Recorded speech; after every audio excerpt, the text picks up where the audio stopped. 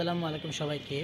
গুণীজন একটা কথা বলেন যে, যদি ভালো মানুষ খুঁজে না পাও তাহলে একা থাকো। তারপরেও খারাপ মানুষের সাথে বন্ধুত্ব করিও না বা করো না। আসলে কেন বলে এটার আসলে আমি অনেক বাস্তব প্রমাণ পেয়েছি।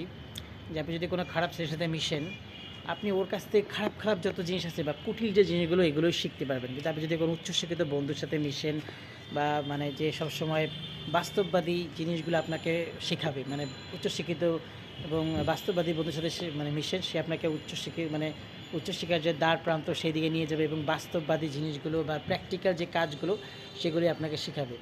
কাজেই আমাদের এখন থেকে উচিত যে আমাদের পরবর্তী প্রজন্ম আসলে কাদের সাথে মিশতেছে, তারা কী করতেছে এবং এগুলোর দিকে আমাদের খেয়াল রাখা উচিত। আসলে একটা ভালো বন্ধু কিন্তু একটি বা আয়নার মতো কাজ করে। আমি যে ভুলটা করব আমার ভালো বন্ধুটা কিন্তু সেটা আমাকে ধরিয়ে দিবে, কারণ সে সবসময় একটা ভালো দিকে যাচ্ছে এবং সে চাইবে যে আমার ফ্রেন্ড অথবা অপরজন ভালো দিকে যায়। আমরা সবসময় দেখেছি, আমরা অনেকে বলি না যে উপদেশ দেয়।